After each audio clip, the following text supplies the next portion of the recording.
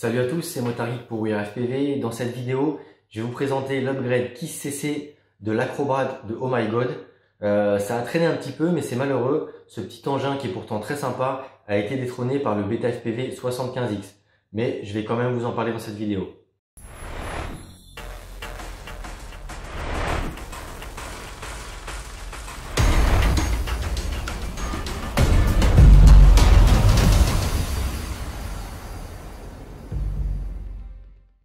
Donc voyons voir à quoi ressemble ce second build de l'Acrobat. Donc pour commencer, j'ai remplacé les moteurs par des Hypetrain Brat. Donc ce sont des 1407 en 4100 kV, les V1. Voilà, on peut voir le logo Hypetrain sur le côté. Dessus, j'ai mis des hélices HQ, parce que je suis quand même relativement satisfait des HQ habituellement. Et c'est vrai que là, il y avait très peu de choix avec cette fixation à deux vis sur le dessus. Des tripales, donc comme vous pouvez le voir, en 3x3, donc 3 pouces, et pas de 3 aussi. Donc c'est relativement smooth, il y a quasiment pas de vibration. C'est un bon compromis, je trouve, entre la puissance, l'efficience et le côté smooth. Donc ça fonctionne plutôt bien. D'ailleurs, vous allez pouvoir le voir dans les vidéos que je vais vous caler un petit peu là sur l'écran. Il y a peu de vibration. Juste quand j'ai le premier vol que j'ai effectué avec les réglages stock de KISS, en ayant le filtre passe bas en high, donc le niveau qui filtre le moins en dessous du niveau où il est complètement désactivé, c'est donc le niveau par défaut, les notches désactivés, mais le filtre dynamique activé. Il volait, mais j'avais un espèce de bruit métallique sur les moteurs. J'ai réussi à le résoudre en activant les notches. Ça volait pas spécialement bien, et Alex anciennement chez KISS m'a rappelé qu'il fallait désactiver le filtre dynamique lorsqu'on utilise les notches. Donc j'ai mis les notches avec les valeurs de cutoff par défaut, et là ça a résolu le problème de bruit métallique et ça volait beaucoup mieux que lorsque le filtre dynamique était appliqué, très certainement à cause des ressources que les deux prennent en même temps. Donc peut-être que dans une prochaine étape je ferai de la black box en m'appuyant sur les tutos de Topper pour essayer de régler un peu mieux les notches, mais pour le moment ça vole pas trop mal, et je vous avouerai que sur les petits spots où je l'emmène habituellement, aujourd'hui je vole principalement en bêta FPV, même s'il y a la HD là-dessus, c'est pas pareil, c'est pas le même fun, et mine de rien on casse vite des hélices et ça touche plus vite. Au tout début, juste avant d'attaquer le démontage, j'avais enlevé les soft mount, donc c'était pas pratique parce que j'avais pas de train d'atterrissage, en pensant que c'était ça que c'était trop soft mounté, et c'était pour ça que les moteurs faisaient un bruit métallique. Et finalement ça n'a rien changé, donc du coup j'ai remis ces petits soft mount qui sont surtout pratiques pour le train d'atterrissage. Donc le châssis en lui-même, il est relativement solide parce que quand même j'ai pris pas mal de bûches.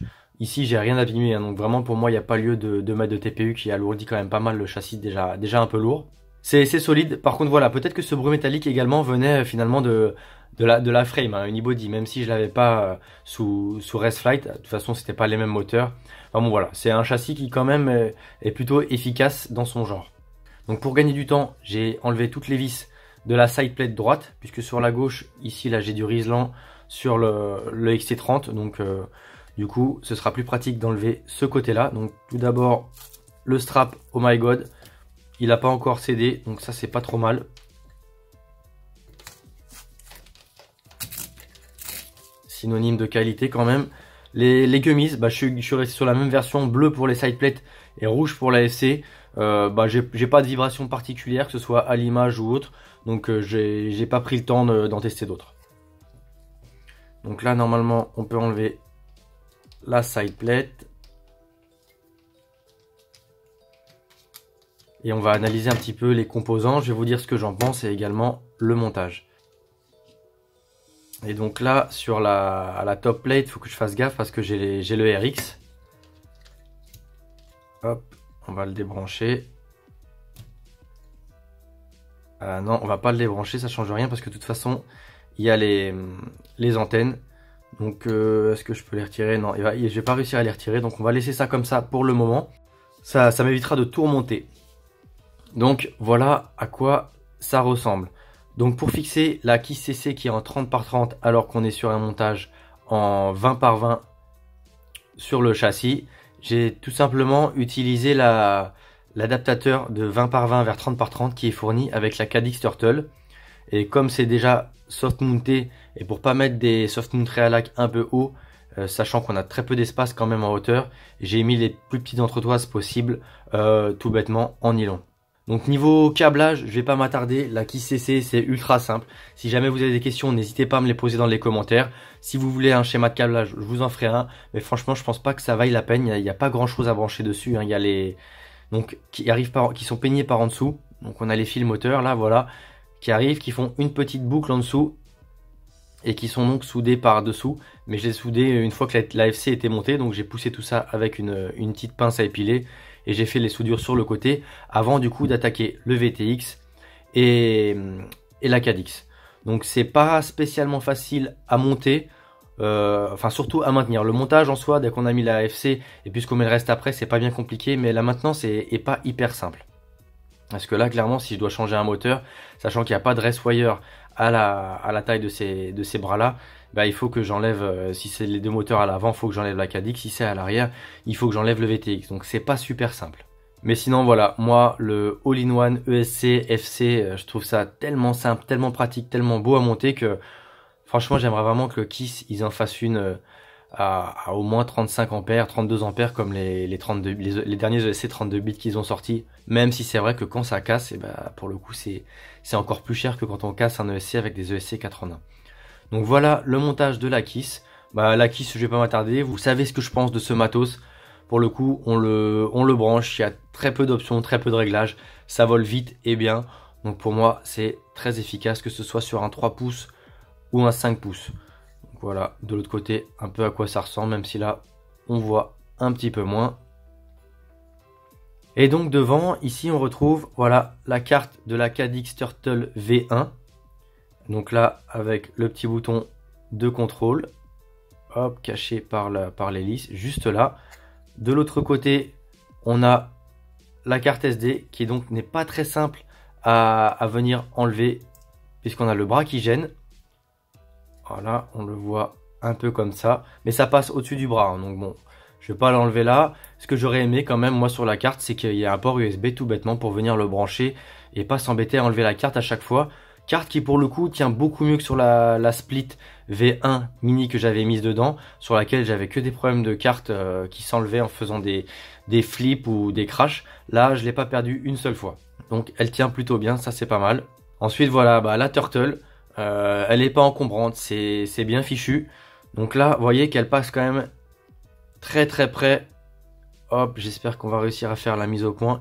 Elle passe carrément sous la Kiss CC et du coup, bah, il faudrait pas qu'en cas de crash ou quoi, ça vienne faire des courjus. Donc moi, on le voit pas là sur la vidéo, mais j'ai mis, ici on le voit quand même, voilà, sur le dessus. Hop, là, j'ai mis un petit peu de scotch d'électricien, histoire d'isoler un minimum si jamais ça venait à se toucher en cas de gros crash. C'est pas encore arrivé. Vraiment, l'ensemble, c'est le soft mount du coup fait pas spécialement effet, mais voilà, ça bouge pas. J'ai pris des crashs, j'ai pas cassé les entretoises nylon. Donc pour le coup, c'est quand même assez crash proof, mais bon, il y a un risque qui est pas négligeable, même s'il est pas forcément très élevé que ça vienne toucher. Pour en revenir à la Split, le câble est très pratique. Il est bien souple, il est solide, il se débranche pas, c'est pas gênant. La latence, en ce qui me concerne, pour mes vols qui sont pas forcément ultra rapides, hein, je suis plutôt freeride et balade avec ce genre de petit quad avec un peu freestyle. Moi, la latence ne me gêne pas. Par contre, bah, la qualité de l'optique, honnêtement, c'est juste dégueulasse. J'ai pas d'autres mots, hein. C'est au même titre, c'est à peine mieux que la Split ou voire pareil, hein. J'ai pas de préférence à ce niveau-là. Sauf que bah, les deux sont entre guillemets involables. Pour moi, c'est absolument dégueulasse. C'est même pire que le Beta FPV avec la caméra d'origine. Et ça n'a rien à voir avec la EOS 2 du Beta FPV qui est encore plus petite et avec lequel j'ai largement préféré voler en bandeau que avec cette caméra dégueulasse là. Normalement je vous ai fait quelques DVR, j'espère qu'ils ont fonctionné, je vous les mettrai également quelque part en haut pour que vous puissiez vous en apercevoir. Les images que je vous mets là en surimpression, elles sont pas retouchées, c'est brut, il n'y a pas de colorimétrie sur le montage ou quoi que ce soit. Donc voilà, ça en est tout pour la Cadix, pas de menu de réglage, aucun réglage possible. D'origine on branche la lipo, elle enregistre, donc ça c'est pratique, on n'oublie pas. Même si ça aurait été pas mal qu'on puisse la brancher à l'AFC et piloter l'enregistrement depuis l'AFC comme j'avais pu le faire sur la Split. Ensuite devant, un peu gros mais qui tient pile poil entre les deux side plates, et bah on a un petit V-Fly V1. Ça c'est pareil, super pratique. On n'a pas besoin de l'activer, de le recharger, il s'enclenche dès qu'on branche la lipo. De temps en temps il sonne de façon intempestive quand on oublie de le désactiver après un vol, mais c'est pas grand chose par rapport à la perte d'un quad si jamais on n'a pas ce type de buzzer, ou qu'on a un buzzer autonome qu'on oublie d'enclencher ou de charger. Donc voilà, c'en est tout pour l'avant. Et donc à l'arrière, comme je vous le disais, on a un petit RXSR. Maintenant en FR Sky, je vole quasiment qu'avec ça. Même si j'ai des X4R et XSR qui traînent, que j'utilise principalement pour faire du test. Vraiment les performances et l'encombrement du RXSR, c'est super. Et donc là, à l'arrière, on retrouve un petit AKK dont j'ai oublié la référence. Donc je vous la mettrai dans l'article. Petit AKK stackable au format 20 par 20 qui lui aussi vient se glisser sous la quille CC. Donc pareil, risque de courjus si jamais il y a un crash, que ça bouge et que ça vient se toucher. Ce qui est pratique sur ce VTX là, c'est qu'il y a MMCX et UFL. Pour le coup, j'ai pas réussi à caler une antenne MMCX. Du coup, j'ai mis une antenne UFL que j'ai quand même sécurisée avec un Rislan. J'avais pas plus petit, donc j'ai mis un gros Rislan là. Mais ça vient éviter que sur les crashs ou les vibrations, l'UFL bouge ou s'en aille. Et en antenne, j'ai mis une Lumunier AX2. Bon voilà, ça fait le job. C'est pas ouf en termes de portée, mais ça marche bien même en bandeau. Donc je suis plutôt content de l'ensemble. Pour le coup, le montage est relativement pratique. Et donc comme sur le montage, l'installation que j'avais faite avec la première version en Restflight, le gros condo 1000 microfarad, pareil, qui tient tout juste entre les deux side plates. Mais au moins voilà, tout est dedans, ça bouge pas, c'est pratique. Donc voilà, je crois que j'ai abordé tous les composants. Si vous avez des questions, câblage, réglage ou autre, n'hésitez pas à les poser dans les commentaires ou d'aller jeter un œil au topic unique sur le forum qui continue à être alimenté régulièrement. Il y a plusieurs possesseurs et futurs possesseurs et de personnes qui se posent des questions qui viennent l'alimenter. Donc encore une fois, c'est un média très agréable qu'est le forum. Donc comme vous avez pu le voir, ça passe très juste cette carte all-in-one en 30,5 par 30,5. Par contre, ça fait un montage pour le coup très propre, mais pas forcément facile à maintenir à partir du moment en tout cas où il faut changer un moteur ou la quille FC, parce que du coup les soudures et les câbles sont pas très accessibles.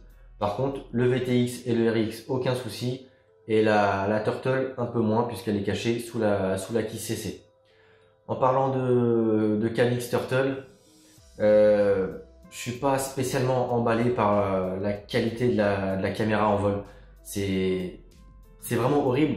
C'est malheureux, hein. Ça gère mal la luminosité, l'image est pas belle et c'est de très loin derrière la EOS 2 que j'ai mis dans le Beta FPV 75X, et ça me donne malheureusement pas envie spécialement de voler. Côté HD, je trouve que c'est un peu mieux que la Runcam Split. C'est pas non plus extravagant, mais c'est toujours sympa sur ce type de petit châssis de ramener des images HD. Après, voilà, je trouve que c'est finalement un peu moins fun dans les petits endroits que le Beta FPV 75X, et beaucoup moins fun qu'un 5 pouces dans les endroits un peu plus grands.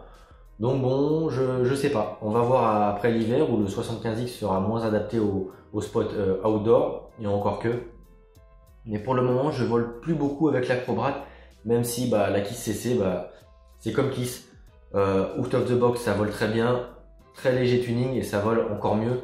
Alors que je me suis pris la tête sur Restflight à obtenir quelque chose qui me convenait en tout cas personnellement. Et après, je suis pas expert non plus du peak tuning, mais voilà, c'est mon expérience. C'est plus simple et plus efficace à mon goût en Kiss CC. Je vais pas me prononcer pour Betaflight parce que j'ai pas testé, et encore moins Butterflight parce que j'ai pas de carte à mettre là-dedans. Mais de tout ce que j'ai pu voir, ça vole également très bien. Et d'ailleurs, il y a de très belles vidéos également faites avec Restflight. Donc ça, c'est voilà, c'est mon expérience et mon avis.